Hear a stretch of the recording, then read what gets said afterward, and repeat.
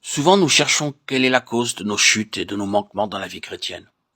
Nous pensons que parce que nous sommes au clair sur ce que les Galates ne comprenaient pas, sur la justification par la foi seule, nous ne courons pas le même danger qu'eux. Oh, que ne savons-nous mieux à quel degré nous avons laissé la chair s'immiscer dans notre religion. Demandons à Dieu de nous faire voir en elle notre plus grand ennemi, l'ennemi de Christ. La libre grâce de Dieu ne s'arrête pas au pardon des péchés. Elle comprend aussi la force de la vie nouvelle, par le Saint-Esprit. Consentons à tout ce que Dieu nous dit de la chair et de ce qui vient d'elle, lorsqu'il nous déclare qu'elle est souillée, condamnée, maudite. Ne redoutons rien autant que l'action secrète de notre chair. Disons avec la parole de Dieu, le bien n'habite point en moi. Romains 7, 18. L'affection de la chair est inimitié contre Dieu. Romains 8, 7. Demandons à Dieu de nous montrer que l'Esprit doit nous posséder tout entier, si nous voulons lui plaire en toutes choses.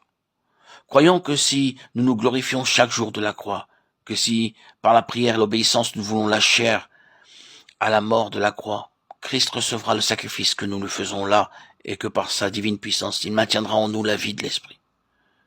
Nous apprendrons alors non seulement à vivre par l'Esprit, mais vivre comme ceux qui ont été affranchis de la chair, après l'avoir crucifié, et nous marcherons réellement par l'Esprit.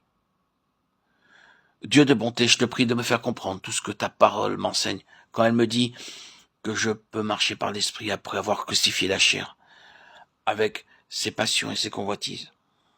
Oh mon Père, apprends-moi à voir que tout ce qui vient de ma nature terrestre est ce que tu appelles la chair, et que cette chair a été éprouvée par toi et trouvée digne de malédiction et de mort. Enseigne-moi que notre Seigneur Jésus nous a montré le chemin, qu'il a reconnu la justice de ta malédiction, afin que moi aussi j'en reçoive la volonté et la force de placer, de laisser ma chair sur la croix, c'est-à-dire sous la malédiction. Oh, fais-moi la grâce de craindre chaque jour que la chair n'empiète sur l'œuvre de l'Esprit et ne la contriste. Enseigne-moi aussi à croire que le Saint-Esprit m'a réellement été donné pour être la vie de ma vie, pour remplir tout mon être de la force qui résulte de la mort et de la vie de mon Sauveur. Seigneur Jésus, toi qui nous as envoyé ton Saint-Esprit pour nous assurer ta présence continuelle et ta puissance de rédemption, je m'abandonne entièrement à toi, te priant de me faire vivre uniquement sous sa direction. De tout mon cœur, je veux tenir ma chair pour crucifiée et maudite. Je consentrai sérieusement à vivre de la vie d'un crucifié. Mon Sauveur, tu reçois ce que je te donne.